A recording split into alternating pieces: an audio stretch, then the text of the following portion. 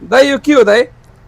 यो चाहिँ अब हाम्रो मेन डोरहरू जुन बुट्टा काटेको हामीले कार्भिङहरू गर्ने अनि सिएनसी गरेको डोरहरूमा लगाउनलाई एकदम प्योर ब्रासको फ्यान्सी ह्यान्डल भनौँ न डिजाइनको। हजुर अब यो पुरै ब्रास मेटेरियल हो तपाईँको। यो सबै जुन जे जति बनेको छ सबै ब्रासले बनेको। यो खियासिया लाग्ने वर्ने हुन्छ केही हुँदैन तपाईँको। अलिकति तपाईँले ध्यान दिनुपर्ने भनेको रफ चिजहरूले यसलाई केही पनि नगर्ने। अरू सदाबहार यो लाइफ टाइम तपाईँको पित्तलको गाग्रीहरू जसरी बसिरहन्छ त्यसरी नै बसिरहने हो यो लाइफ टाइम। हजुर।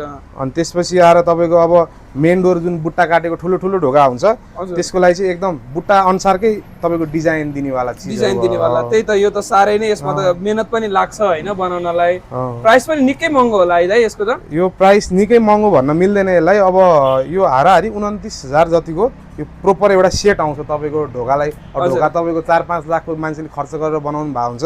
त्यसमा बाहिरपट्टि लगाउने यो एलड्रप चाहिँ खासै अब त्यो सिम्पल खाले मात्र अहिले एभाइलेबल भएको कारणले गर्दाखेरि त्यही ढोकाहरूको लागि चाहिँ अलिकति लुक्स पनि राम्रो आओस्, चिज पनि राम्रो होस् भनेर लिएर आएको। हजुर। अब यो सबै एक एकवटा बुझाइदिनु न, यसको काम के हो? अब यो चाहिँ डिजाइन मात्रै हो। अब यो भन्नुहुन्छ भने यो तपाईँको यो एलड्रपलाई होल्ड गर्ने 3टा क्लिप तपाईँको ब्र्याकेट भयो होइन। अनि यो चाहिँ तपाईँको लक समेतकै आउँछ के।